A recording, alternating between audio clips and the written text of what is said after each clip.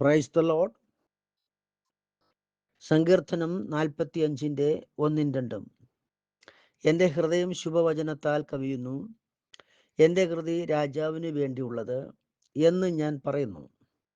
എൻ്റെ നാവ് സമർത്ഥനായ ലേഖകന്റെ എഴുത്തുകോലാകുന്നു. നീ മനുഷ്യപുത്രന്മാരിൽ അതിസുന്ദരൻ, ലാവണ്യം നിന്റെ അധരങ്ങളിൽ പകർന്നിരിക്കുന്നു. അതുകൊണ്ട് ദൈവം നിന്നെ എന്നും എന്നേക്കും അനുഗ്രഹിക്കും. വിശുദ്ധ തിരുവെഴുത്തിൽ കോരഗോത്രന്മാരുടെ ഒരു സങ്കീർത്തനമായിട്ട് നമുക്ക് യേശുക്രിസ്തുവിൻ്റെ ആത്മാവ് രചിച്ചു തന്നിരിക്കുന്ന 45-ാം സങ്കീർത്തനത്തിൻ്റെ 1-2 വാക്യമാണ് നമ്മളിപ്പോൾ ഇവിടെ വായിച്ചത്. അതുകൊണ്ട് ദൈവം നിന്നെ എന്നും എന്നേക്കും അനുഗ്രഹിക്കും. അതുകൊണ്ട് എന്ന് പറയുമ്പോൾ എന്തുകൊണ്ടുള്ളതാണ് മേളിൽ എഴുതിയിരിക്കുന്നത്. ഇത് കർത്താവും നമ്മുടെ രക്ഷിതാവുമായ നസറനായ യേശുക്രിസ്തു എന്ന നമ്മുടെ സ്ഥാനാധിപതിയെക്കുറിച്ചുള്ള ദൈവിക ആലോചനയാണ്. നമ്മുടെ സ്ഥാനാധിപതിയായ നസറനായ യേശുക്രിസ്തു ഈ ഭൂമിയിൽ ജീവിച്ചിരുന്ന് യഹൂദന്മാരുടെ രക്ഷാപൂർത്തീകരണം അല്ലെ ഇസ്രയേലിൻ്റെ രക്ഷാപൂർത്തീകരണം വരുത്തുമെന്ന് അവർക്ക് ലഭിച്ച വെളിപ്പാടൻ പ്രകാരം പ്രത്യാശിച്ചിരുന്നു. ആ പ്രത്യാശ പൂർണ്ണതയിൽ നിന്നും അവർക്ക് ലഭിച്ച വെളിപ്പാടിൽ നിന്നും രചിക്കപ്പെട്ട സങ്കീർത്തനമാണ് 45-ാം സങ്കീർത്തനം.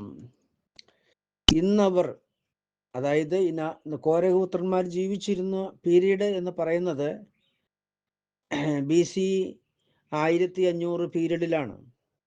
മോശയുടെയൊക്കെ കാലത്തിലാണ് കോരഗോത്രന്മാർ ഈ ഭൂമിയിൽ ജീവിച്ചിരുന്നത്. ആ കാലത്ത് ന്യായപ്രമാണം അവർക്ക് കൊടുക്കുമ്പോൾ വർഷം തോറും അനുഷ്ഠിക്കേണ്ടുന്ന ആചാരങ്ങളും രീതികളും അവർക്ക് ദൈവം കൊടുത്തിരുന്നു. അത് പല പ്രാവശ്യം ആവർത്തിച്ച് ചെയ്തുമ്പോൾ അവർക്കുണ്ടായ സംശയത്തിൽ നിന്ന് അവർ ദൈവസന്നിധിയിൽ നിലവിളിച്ച് പ്രാർത്ഥിച്ചപ്പോൾ അവർക്ക് ലഭിച്ചിരിക്കുന്ന ഈ ന്യായപ്രമാണം താൽക്കാലിക പ്രമാണമാണെന്നും അത് ലംഘനങ്ങൾ നിമിത്തം കൂട്ടിച്ചേർത്തതും ദൂതന്മാർ നിമിത്തം മധ്യസ്ഥൻ്റെ കയ്യിൽ ഏൽപ്പിച്ചതും നീക്കം വരുന്ന പ്രമാണമാകുന്നു എന്ന് അവർക്ക് വെളിപ്പെട്ടിരുന്നു. അതുകൊണ്ട് തന്നെ ദൈവം അവർക്ക് സ്ഥിരമായ ഒരു പ്രമാണം സ്ഥാപിക്കുമെന്നും അത് സ്ഥാപിക്കേണ്ടതിന് ദൈവത്തിൻ്റെ അഭിഷിക്തനെ അയക്കപ്പെടുമെന്നും അവർ വിശ്വസിച്ചിരുന്നു. അവർക്ക് മോശ മുഖാന്തരം യേശുക്രിസ്തുവിനെ കുറിച്ചുള്ള ദൈവിക ആലോചന ദൈവം മോശ മുഖാന്തരം അന്നത്തെ ജനത്തിന് പകർന്നിരുന്നു. മോശ പ്രത്യേകിച്ച് എടുത്തു പറഞ്ഞു, എൻ്റെ സഹോദരന്മാരുടെ ഇടയിൽ നിന്ന് എന്നെപ്പോലെ ഒരു പ്രവാചകനെ എഴുന്നേൽപ്പിക്കും, നിങ്ങൾ അവൻ്റെ വാക്ക് കേൾക്കണം. ഈ വചനം വായിച്ചവർ പലപ്പോഴും ധ്യാനിക്കുമ്പോൾ അവരുടെ ഹൃദയങ്ങളിൽ പ്രകാശിച്ച പ്രകാശനമാണ് ഈ കോരഗോത്രന്മാർക്ക് ലഭിച്ച പ്രകാശമാണ് 45-ാം സങ്കീർത്തനം ആയിട്ട് നമുക്ക് ലഭിച്ചിരിക്കുന്നത്. ഇത് നമ്മുടെ കർത്താവും രക്ഷിതാവുമായ നസറനായ യേശു ക്രിസ്തുവിനെ കുറിച്ചുള്ള ഒരു പ്രവചനമാണ്. പ്രിയരെ, നസറനായ യേശു ക്രിസ്തു എന്ന് പറയുന്നത് വിശുദ്ധ സഭയുടെ സ്ഥാനാധിപതിയാണ്. വിശുദ്ധ സഭയ്ക്ക് വേണ്ടി ഉള്ള കർത്താവിൻ്റെ പദ്ധതിയാണ്. അപ്പം യേശു ക്രിസ്തു എന്ന് നമ്മുടെ കർത്താവും രക്ഷിതാവുമായ യേശു ക്രിസ്തു എന്ന് പറയുന്നത് വിശുദ്ധ സഭയുടെ, അതായത് നമ്മുടെ സ്ഥാനാധിപതിയാണ്. അത് പൗലോസ്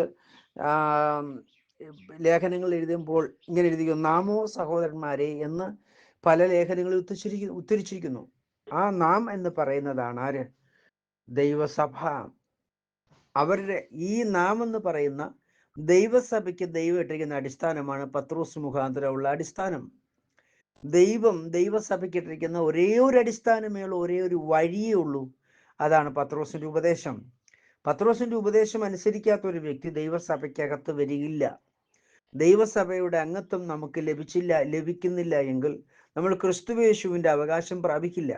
ക്രിസ്തുവേശുവിൻ്റെ അവകാശം എന്ന് പറഞ്ഞതിൻ്റെ അർത്ഥം യേശുക്രിസ്തു നമ്മളിൽ ജനിക്കുക എന്നുള്ളതാണ്. യേശുക്രിസ്തു നമ്മളിൽ ജനിച്ച് ദൈവപ്രവൃത്തി നമ്മളിൽ വെളിപ്പെടുമ്പോഴാണ് ക്രിസ്തുവേശുവിൻ്റെ അവകാശം നമ്മളിൽ സ്ഥാപിക്കുന്നത്. ക്രിസ്തുയേശു സമം ദൈവത്തിന്റെ വചനം. ദൈവത്തിന്റെ വചനം നമ്മളിൽ ജനിച്ച് ദൈവഹിതം നമ്മളിൽ പൂർത്തീകരിക്കുന്നതാണ് ക്രിസ്തുയേശു.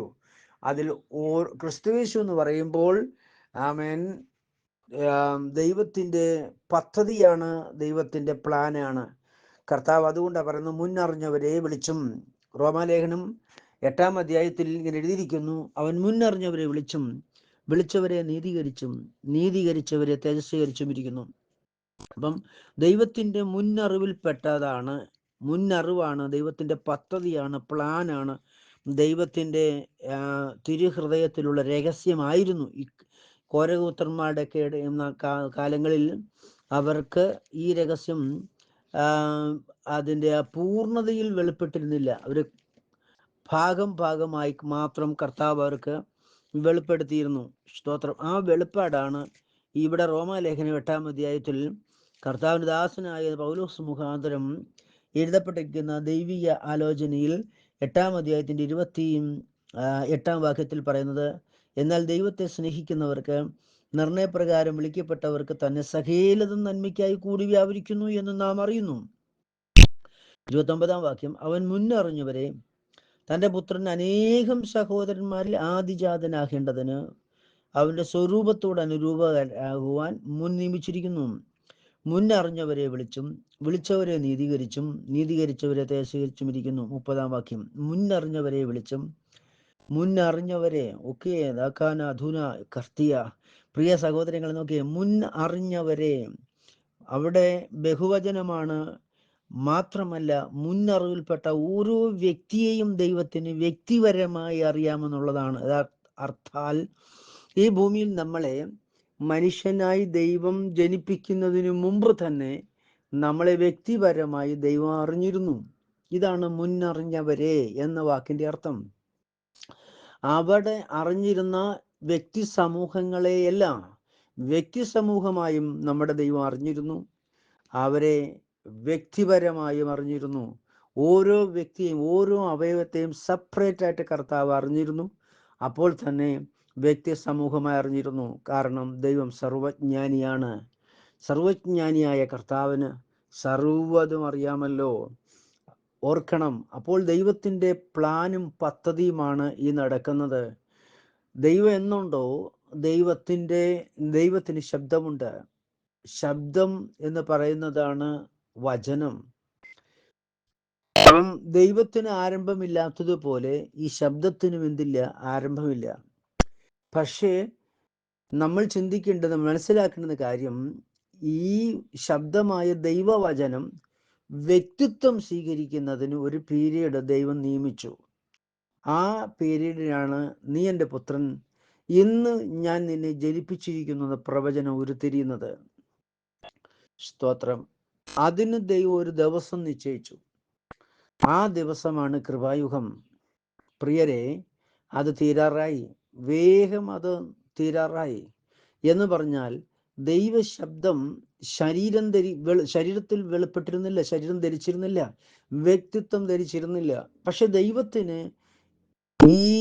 ഈ ശബ്ദത്തെ വ്യക്തിപരമായിട്ട് ഓരോ വ്യക്തിയായിട്ടും ഒരു സമൂഹമായിട്ടും ദൈവത്തിന് കാണാമായിരുന്നു.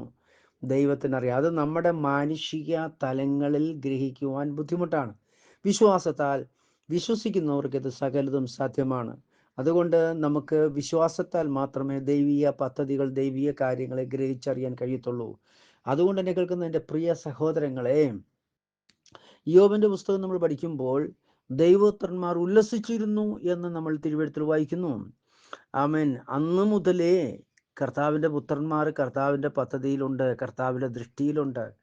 പക്ഷെ അത് നമ്മുടെ ദൃഷ്ടി പോലെ അല്ല ദൈവത്തിൻ്റെ ദൃഷ്ടി. നമ്മുടെ ദൃഷ്ടി എന്ന് വെച്ചാൽ അക്ഷരീയാർത്ഥത്തിലാണ്. നാം കാണുന്നതെല്ലാം താൽക്കാലികമാണ്, മായയാണ് നമ്മൾ കാണുന്നത്. സ്തോത്രം. ദൈവത്തിൻ്റെ ദൃഷ്ടി അങ്ങനെയല്ല. ദൈവദൃഷ്ടി നിത്യമാണ്. സ്തോത്രം. ദൈവം കാണുന്നത് അക്ഷരീയമല്ല, ആത്മീയമാണ്. അത് നിലനിൽക്കുന്നതാണ്. അത് മായയല്ല, നിലനിൽക്കുന്നതാണ്. അത് ദൈവത്തിൻ്റെ തലമാണ്. അത് ദൈവമായ കർത്താവ് നിങ്ങൾക്ക് എല്ലാവർക്കും വിശ്വസിക്കുന്ന നിങ്ങൾക്ക് എല്ലാവർക്കും അത് വെളിപ്പെടുത്തി തരട്ടെ എന്ന് ഞാൻ യേശു ക്രിസ്തുവിൽ പ്രത്യാശിക്കുന്നു. അപ്പം മുൻ അറിഞ്ഞവരെ വിളിച്ചും. അപ്പം ഈ മുന്നറിഞ്ഞവരെ എന്ന് പറയുന്നത് കർത്താവിൻ്റെ വചനത്തെയാണ്.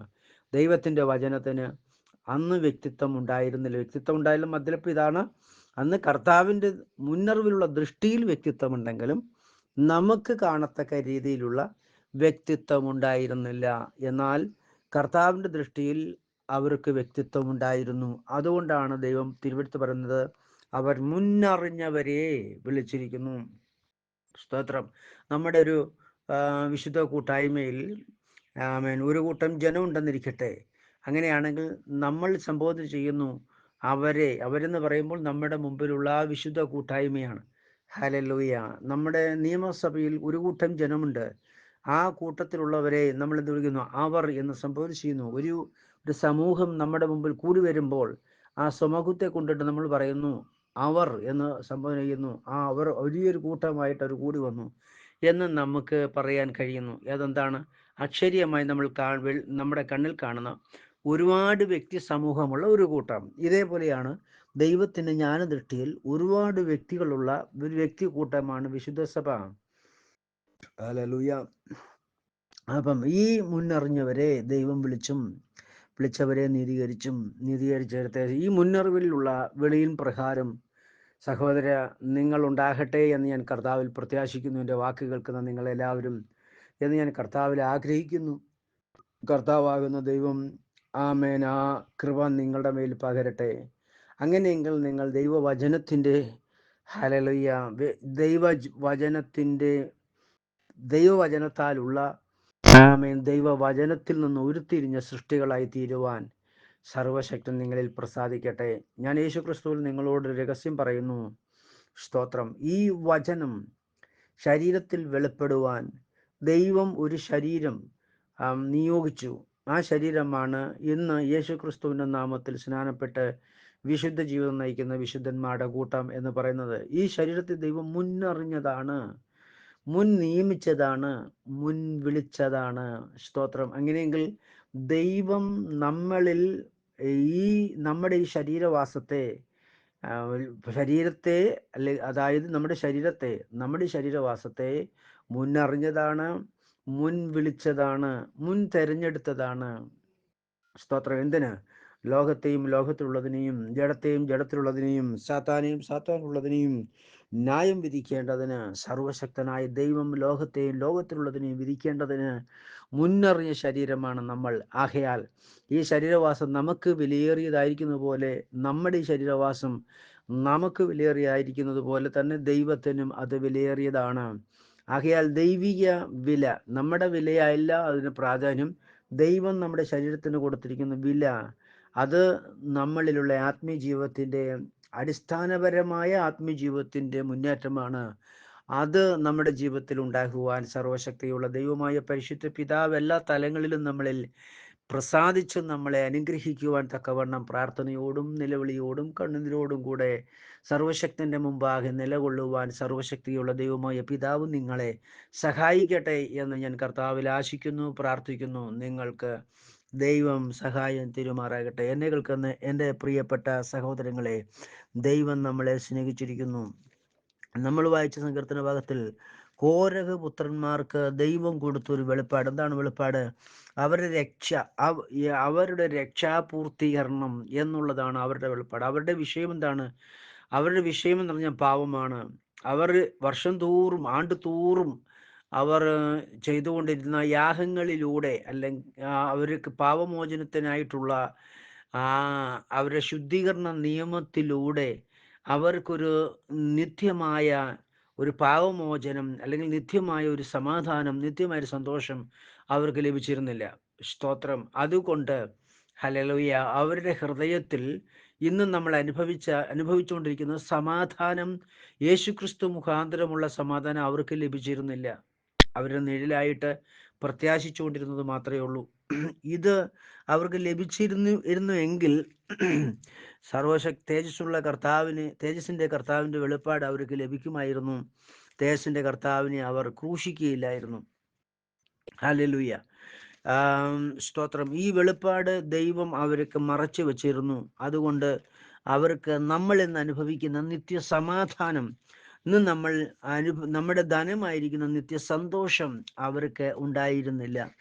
അവർക്കുണ്ടായിരുന്നില്ലാത്തത് കൊണ്ട് അവരുടെ ഹൃദയത്തിൽ എപ്പോഴും ആ ശൂന്യത അവരിൽ ഉണ്ടായിരുന്നു. ആ ശൂന്യത അവരിൽ നിലകൊണ്ടിരുന്നു.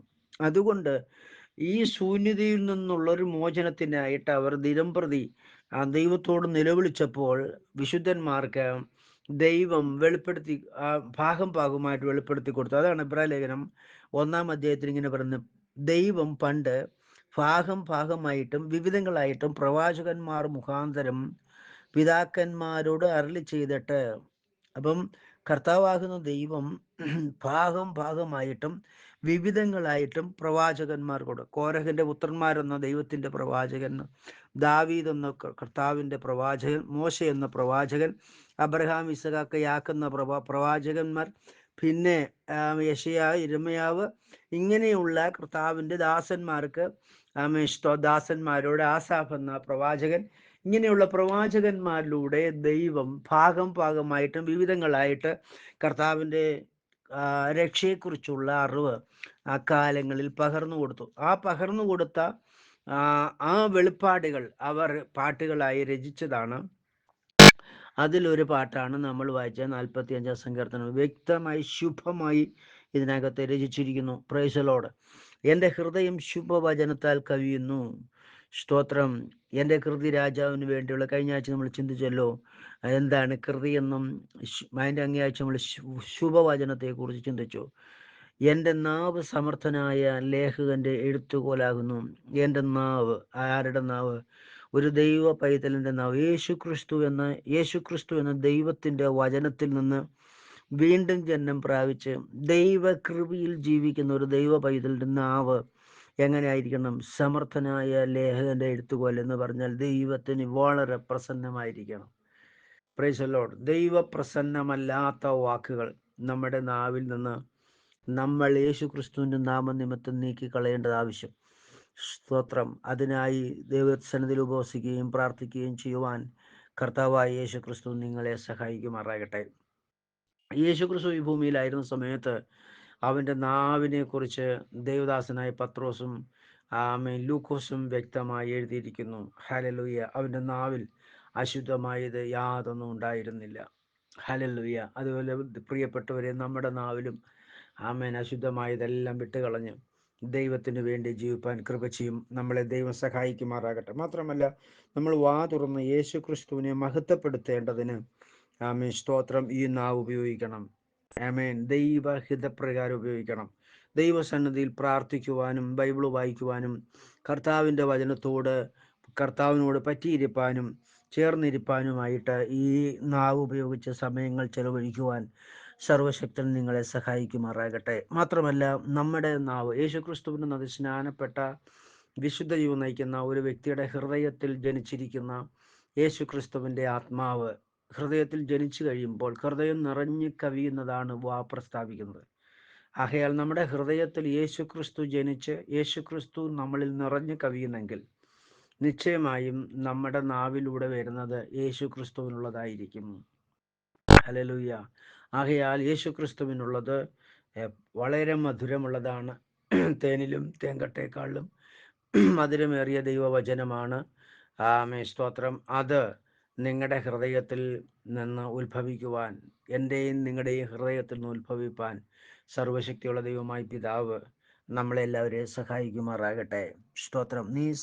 നീ മനുഷ്യപുത്രന്മാരിൽ അതിസുന്ദരൻ, ലാവണ്യം നിന്റെ ആദരത്തിൽ പകർന്നിരിക്കുന്നു. നീ മനുഷ്യപുത്രന്മാരിൽ അതിസുന്ദരൻ എന്ന വാക്കിന് അർത്ഥം എന്താണ്?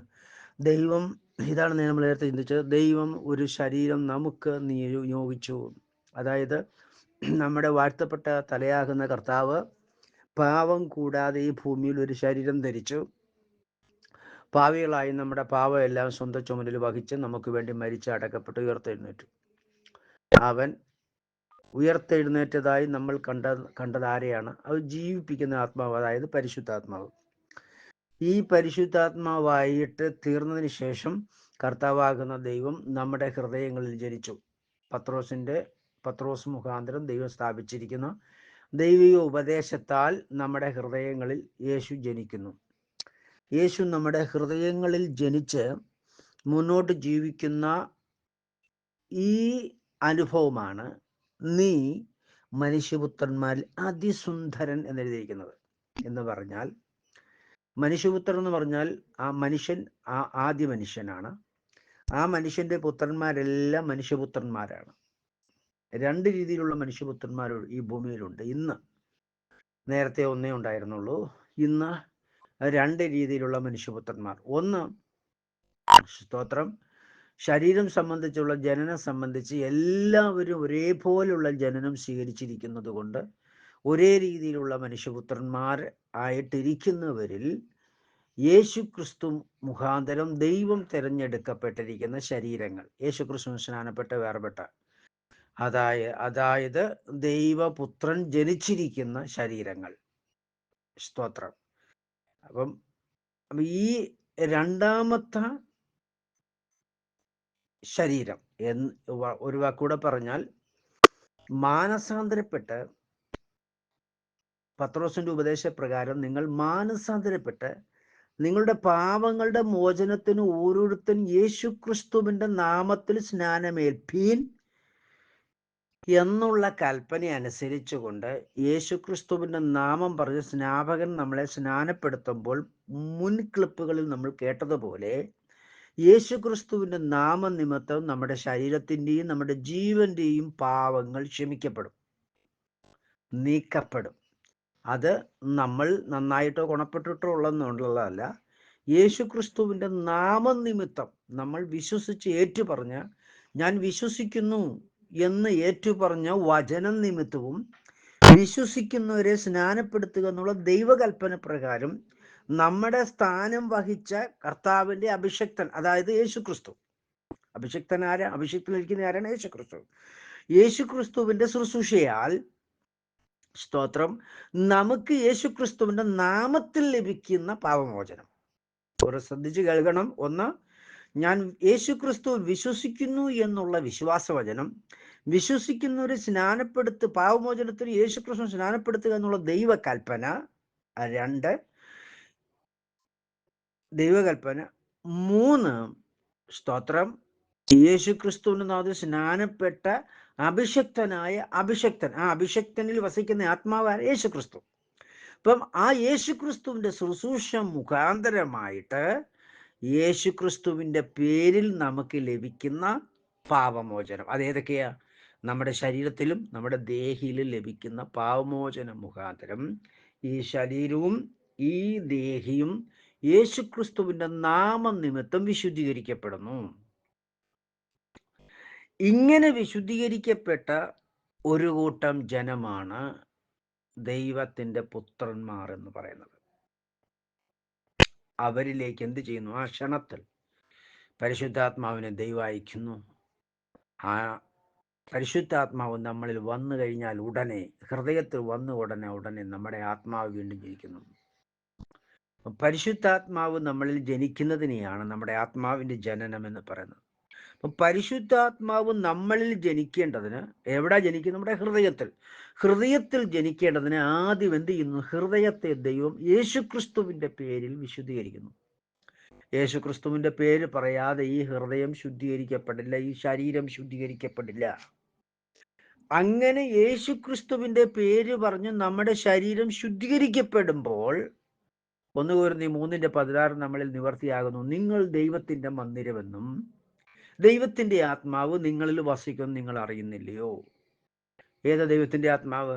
പത്രോസ് അവരോട്, നിങ്ങൾ മാനസാന്തരപ്പെട്ട നിങ്ങളുടെ പാപങ്ങളുടെ മോചനത്തിൽ ഓരോരുത്തൻ യേശുക്രിസ്തുവിന്റെ പേരിൽ സ്നാനമേൽപ്പീൻ എന്നുള്ള ദൈവിക കൽപ്പന പ്രകാരം നമ്മൾ യേശുക്രിസ്തുവിന്റെ നാമത്തിൽ സ്നാപകൻ നമ്മളെ സ്നാനപ്പെടുത്തുമ്പോൾ, എന്നാൽ പരിശുദ്ധാത്മാവെന്ന ദാനം ലഭിക്കുമെന്നുള്ള ദൈവിക വാഗ്ദത്ത പ്രകാരം ഈ പരിശുദ്ധാത്മാവെന്ന ദാനം നമ്മളിലേക്ക് യേശുക്രിസ്തുവിന്റെ നാമത്തിൽ വിശുദ്ധീകരിക്കപ്പെട്ട ശരീരത്തിലേക്കും ദേഹിയിലേക്കും അയക്കുമ്പോൾ നമ്മുടെ ഹൃദയത്തിൽ പരിശുദ്ധാത്മാവ് വീണ്ടും ജനിക്കുന്നു. അങ്ങനെ വീണ്ടും ജനിച്ചു കഴിയുമ്പോൾ ഈ പ്രവചനം നമ്മളിൽ നിവർത്തിയാകുന്നു. രണ്ടാം ഭാഗത്ത്, നീ ആര്? ഈ വിശുദ്ധ സഭയിൽ ഓരോ അവയവങ്ങളും, നീ മനുഷ്യപുത്രന്മാർ അതിസുന്ദരനാകും. ഈ അതിസുന്ദരൻ ആകുന്നത് ആരാണ്? യേശുക്രിസ്തുവിന്റെ നാമത്തിൽ സ്നാനപ്പെടുന്നത്. കഴിഞ്ഞ ആഴ്ച നമ്മൾ ചിന്തിച്ചല്ലോ, ആരുടെയും പരപ്രേരണ ഉണ്ടാകരുത്, ആരെയും പ്രസാദിപ്പിക്കാനാകരുത്. എനിക്ക് യേശു ക്രിസ്തുവിൻ്റെ നാമത്തിൽ സ്നാനപ്പെട്ട് ദൈവമകനാകണം എന്നുള്ള ആഗ്രഹപ്രകാരം, പാവരഹിതനാകണം എന്നുള്ള ആഗ്രഹപ്രകാരം, എനിക്ക് പാവമോചനം പ്രാപിക്കണമെന്നുള്ള ആഗ്രഹപ്രകാരം പൂർണ്ണ ഹൃദയത്തോട് യേശു ക്രിസ്തുവിൻ്റെ നാമത്തിൽ സ്നാനപ്പെടുന്ന ഒരു ദൈവത്തിൻ്റെ പൈതലിൻ്റെ ഹൃദയത്തിൽ യേശു ക്രിസ്തു ജനിക്കുമ്പോൾ, യേശു ക്രിസ്തു ആരിൽ ജനിക്കുന്നുവോ ആ വ്യക്തി അതിസുന്ദരനായി തീരുന്നു. ഇതാണ് ദൈവത്തിൻ്റെ പദ്ധതി. എന്തിനാണ് നീ ഈ അതിസുന്ദരനാകുന്നത്? കോരപുത്രന്മാരെ സംബന്ധിച്ച് നീ അതിസുന്ദരനായാലേ, നീ അതിസുന്ദരനായിട്ട് ജനിച്ച് ജീവിച്ച് ക്രിസ്തുവിൽ നിദ്ര കൊണ്ട് നിന്റെ ദൈവസഭയുടെ കാലത്തിൻ്റെ പൂർണ്ണതയിൽ കർത്താവ് താനും പ്രധാന ദൂതന്റെ ശബ്ദത്തോടും മഹാകാകളത്തോടും കൂടെ 1 തെസ്സലോനിക്കർ 4:16 പ്രകാരം മധ്യാകാശത്ത് നിന്നിട്ട് പരിശുദ്ധനായ പിതാവാ വരുന്നത്. പരിശുദ്ധ പിതാവ് വന്നിട്ട് ഇവിടെ കയറി വരുവീൻ തന്റെ വിശുദ്ധ ശരീരമായ പുത്രനെ, ദൈവവചനത്തെ, യോഹന്നാന്റെ സുവിശേഷത്തിൽ യേശു ക്രിസ്തുവിന്റെ അഭിപ്രായ പ്രകാരം 10-ാം അധ്യായത്തിൽ പറയുന്നത്, എൻ്റെ പ്രാണനെ കൊടുപ്പാനും വീണ്ടും വീണ്ടും പ്രാപിക്കുന്നതാണ് ദൈവസഭയുടെ റാപ്ചർ. കർത്താവ് യേശുവിൻ്റെ പ്രാണൻ, ആ പ്രാണനാണ് പരിശുദ്ധാത്മാവ്. പരിശുദ്ധാത്മാവിനെ വീണ്ടും പ്രാപിക്കുന്നതെയാണ് പരിശുദ്ധാത്മാവ് എന്ന് പറഞ്ഞാൽ ദൈവത്തിൻ്റെ ശബ്ദം. ദൈവത്തിൻ്റെ ശബ്ദത്തെ കർത്താവ് വീണ്ടും പ്രാപിക്കുന്നതിനെയാണ് ഹല്ലേലൂയ ദൈവസഭയുടെ റാപ്ചർ എന്ന് പറയുന്നത്. ഈ വീണ്ടും പ്രാപിക്കുമ്പോൾ ഈ വചനമായ ദൈവത്തിന്റെ ആത്മാവിൽ വെളിപ്പെടുവാനിരിക്കുന്ന തേജസ്. അതുകൊണ്ട് റോമലേഖനത്തിൽ 8-ാം അധ്യായത്തിന്റെ 18-ാം വാക്യത്തിൽ ഇങ്ങനെ പറയുന്നത്, പൗലോസ് പരിശുദ്ധാത്മാവ് എന്താ പറയുന്നത്, നമ്മിൽ വെളിപ്പെടുവാനിരിക്കുന്ന തേജസ് വിചാരിച്ചാൽ ഈ ലോകത്തിലെ കട്ടം സാരമില്ലാതെ ഞാൻ എണ്ണുന്നു. അപ്പം ഈ വെളിപ്പെടുവാനിരിക്കുന്ന തേജസ്, ഈ തേജസ്സാകുന്നു ഇവിടെ എഴുതിയിരിക്കുന്നത് അതിസുന്ദരൻ. ഈ സുന്ദരനായിരിക്കും, ഈ മനുഷ്യപുത്രന്മാരിൽ വെളിപ്പെടുവാനിരിക്കുന്ന അതിസുന്ദരത, അതിശ്രേഷ്ഠത. ഈ അതിശ്രേഷ്ഠതയുടെ ശ്രേഷ്ഠതയാണ് നമ്മിൽ വെളിപ്പെടുവാനിരിക്കുന്ന തേജസ്. ഈ തേജസ് കണ്ടിട്ടാണ് അവർക്ക് എന്ത് ലഭിക്കേണ്ടത്? രക്ഷാപൂർത്തീകരണം. അവനതിനെ ഈറ്റുനോവോടെ, അവർ മാത്രമല്ല ദൈവത്തിൻ്റെ സകല സൃഷ്ടിയും ഈറ്റുനോവോടെ കാത്തിരിക്കുകയാണ്. എന്തിനു വേണ്ടിയാ? ഈ അതിശ്രേഷ്ഠത പ്രാപിക്കുക, നമ്മിൽ വെളിപ്പെടുവാനിരിക്കുന്ന തേജസ് കാണുവാൻ. ഓൾറെഡി നമ്മളിൽ ഈ തേജസ് അതിസുന്ദരതയോടുകൂടെ വെളിപ്പെട്ടിട്ടുണ്ട്. എപ്പോഴാണ്? എന്നാണ് നാം യേശുക്രിസ്തുവിന്റെ നാമത്തിൽ സ്നാനപ്പെട്ടത്, അന്ന് നമ്മളിൽ ഈ അതിസുന്ദരത ജനിച്ചു കഴിഞ്ഞു. നമ്മളിൽ അത് സൗന്ദര്യത്തിന്റെ പൂർണ്ണത വന്നുകൊണ്ടിരിക്കുകയാണ്. അതുകൊണ്ട് പാട്ടുകാരൻ സൗന്ദര്യത്തിന്റെ പൂർണ്ണതയാകുന്ന സിയോൺ നമ്മൾ പാടുന്നുണ്ടല്ലോ. ഈ സൗന്ദര്യത്തിന്റെ പൂർണ്ണത നമ്മളിൽ വെളിപ്പെട്ടുകൊണ്ടേയിരിക്കുകയാണ്. എന്തുകൊണ്ടാണ് വെളിപ്പെടാൻ കാരണം? ബേസിക്കലി ഇതേ ഉള്ളൂ കാരണം, നമ്മൾ യേശുക്രിസ്തുവിന്റെ നാമത്തിൽ ശുദ്ധീകരണം പ്രാപിക്കാനുള്ള ഭാഗ്യം നമുക്ക് ദൈവം ലഭിച്ചു, കൃപ ലഭിച്ചു. അതുകൊണ്ട് യേശുക്രിസ്തു നമ്മളിൽ വീണ്ടും ജനിച്ചു. യേശുക്രിസ്തു വീണ്ടും ജനിക്കുവാൻ നമ്മളെന്ന ബോഡിയെ ദൈവം തെരഞ്ഞെടുത്തു. ആ തെരഞ്ഞെടുപ്പ് എന്താ? അതിന്റെ കാരണം എന്താണ്? ഇത് മുന്നറിവിലാണ്. മുന്നറിഞ്ഞ വ്യക്തി സമൂഹത്തെയാണ് ദൈവം തെരഞ്ഞെടുക്കുന്നത്. സ്തോത്രം. ദൈവത്തിന്റെ കൃപയാൽ ഈ അനുഭവം പ്രാപിപ്പാൻ ദൈവമായ കർത്താവ് നിങ്ങളെയും സഹായിക്കട്ടെ. എൻ്റെ പ്രിയ സഹോദരങ്ങളെ, ഈ മുന്നറിവിൻ പ്രകാരമുള്ള ഭാഗ്യ നിർണയം വരട്ടെ. സ്തോത്രം. അങ്ങനെയെങ്കിൽ ദൈവം കൃപായുഗത്തിൽ യേശുക്രിസ്തുവിന് ജനിക്കുവാൻ തെരഞ്ഞെടുക്കപ്പെടാനിരിക്കുന്ന ശരീരം, തെരഞ്ഞെടുക്കപ്പെട്ടിരിക്കുന്ന ശരീരവും ഇനി തെരഞ്ഞെടുക്കപ്പെടാനിരിക്കുന്ന ശരീരവും ഈ ഭൂമിയിൽ വെച്ച് ഏറ്റവും ഭാഗ്യമുള്ളതാണ്. Praise the lord. മറിയത്തോട് സ്തോത്രം എലിസബത്ത് സഹോദരി പറഞ്ഞു, നീ ഏറ്റവും ഭാഗ്യമുള്ളവളാണ്, കാരണം മഹാദൈവം ഈ ഭൂമിയിൽ മനുഷ്യനായി തീരുവാൻ നിന്നെ തിരഞ്ഞെടുത്തത് കൊണ്ട് നീ ഭാഗ്യമുള്ളത്. അതേപോലെ ദൈവജനമേ, ഇന്ന് ഞാൻ നിങ്ങളോട് പറയുന്നു, യേശുക്രിസ്തുവിന്റെ നാമത്തിൽ സ്നാനപ്പെടുവേണ്ടതിന് ദൈവം നിനക്ക് വെളിപ്പാട് തന്ന് നിന്നെ തിരഞ്ഞെടുത്തിട്ടുണ്ടെങ്കിൽ നീ ഭാഗ്യമുള്ള വ്യക്തിയാണ്. ഈ ഭൂമിയിൽ കോടിക്കണക്കിന് മനുഷ്യൻ എന്ന ശരീരത്തെക്കാൾ ദൈവം നീ എന്ന ഏക വ്യക്തിയാകുന്ന ശരീരത്തെ യേശുക്രിസ്തുവിന്റെ നാമത്തിൽ പാപമോചനം നൽകി, യേശുക്രിസ്തുവിന്റെ നാമത്തിൽ നിന്റെ ദേഹത്തിന്റെയും ദേഹിയുടെയും പാപമോചനം നൽകി നിന്നിൽ ജനിക്കുവാൻ ദൈവം നിന്നെ തിരഞ്ഞെടുത്തെങ്കിൽ നീ ഭാഗ്യവാൻ തന്നെയാണ്. Price the Lord. ഈ ഭാഗ്യ പദവി ലഭിച്ചിട്ടില്ലാത്ത എൻ്റെ സഹോദരങ്ങളെ, വേഗം ഈ ഭാഗ്യ പദവിയിലേക്ക് സ്റ്റെപ്പ് വെക്കാൻ ദൈവമായ പിതാവ് നിങ്ങളെ സഹായിക്കുമാറാകട്ടെ. ഈ ഭാഗ്യ പദവിയിലേക്ക് വന്ന ദൈവ പൈതലെ, ഞാൻ യേശുക്രിസ്തുവിൽ നിങ്ങളോട് സംസാരിക്കുന്നു. സ്തോത്രം. നീ മനുഷ്യപുത്രൻ അതിസുന്ദരനാണ്. നീ മറ്റുള്ളവരെ പോലെ അല്ല. നീ ഒരു വിശേഷപ്പെട്ട ഒരു ജാതിയാണ്. നീ അതിമഹത്തായ പ്രതിഫലത്തിന്റെ ഓഹരിക്കാരനാണ്. നീ അതിസുന്ദരനാണ്. നീ അതിശ്രേഷ്ഠ വിശ്വാസത്തിന്റെ ഓഹരിക്കാരനാണ്. നീ സ്വർഗരാജ്യത്തിൽ ഏറ്റവും വലിയവനാണ്. എവിടെ എഴുതിയിരിക്കുന്നു? മത്തായിയുടെ സുവിശേഷം 18-ാം അധ്യായത്തിൽ നമ്മൾ വായിക്കുമ്പോൾ, യേശു പരസ്യ ശുശ്രൂഷ സമയത്ത്, സ്തോത്രം, കർത്താവിന്റെ ശിഷ്യന്മാരിൽ ചിലർക്ക് ഒരു സംശയം, സ്വർഗത്തിലെ ഏറ്റവും വലിയവൻ ആരാണ്? ഇപ്പൊ ഒരു ശിശുവിനെ വിളിച്ചവരുടെ നടുവിൽ നിർത്തിയിട്ട, സ്തോത്രം, ശിഷ്യന്മാരോട് ഇങ്ങനെ പറഞ്ഞു, നിങ്ങൾ തിരിഞ്ഞ് 18-1 മുതൽ നിങ്ങൾ തിരിഞ്ഞ് ഈ ശിശുവിനെ പോലെ തന്നെത്താൻ താഴ്ത്തണം. തന്നെത്താൻ താഴ്ത്തി. അപ്പൊ ആ നാഴികയിൽ ശിഷ്യന്മാർ യേശുവിന്റെ അടുക്കൽ വന്നിട്ട്, സ്വർഗരാജ്യത്തിലെ ഏറ്റവും വലിയവൻ, അവർക്ക് ഏറ്റവും വലിയവനായിരുന്നു അറിയേണ്ടത്, ഏറ്റവും വലിയവനാരെന്ന് ചോദിച്ചു.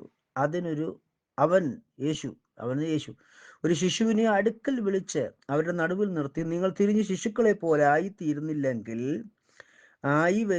എങ്കിൽ ആയി വരിക വളരെ ഇമ്പോർട്ടൻ്റ് ആണ്. വരുന്നില്ല എങ്കിൽ സ്വർഗരാജ്യത്തിൽ കടക്കുകയില്ല എന്ന് ഞാൻ സത്യമായിട്ട് നിങ്ങളോട് പറയുന്നു.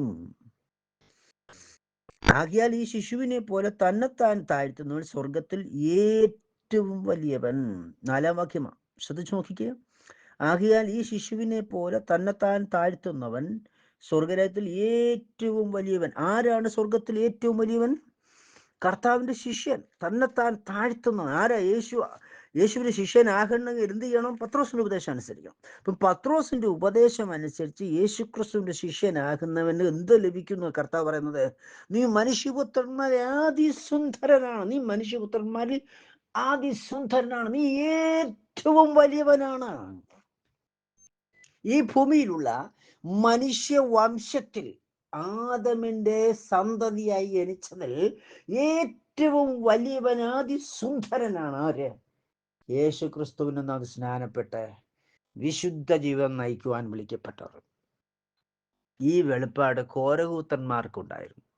എന്നാൽ ഇന്ന് എന്നെ കേൾക്കുന്ന തൃത്വവിശ്വാസിയെ, നിനക്ക് ലഭിക്കാത്തത് വളരെ കഷ്ടം. കൃപയാൽ ഇത് ലഭിക്കാനുള്ള ഭാഗ്യം എനിക്ക് ലഭിച്ചു. എന്നെ കേൾക്കുന്ന സഹോദരി, എനിക്ക് നിങ്ങളോട് യാതൊരു ഭാരവുമില്ല.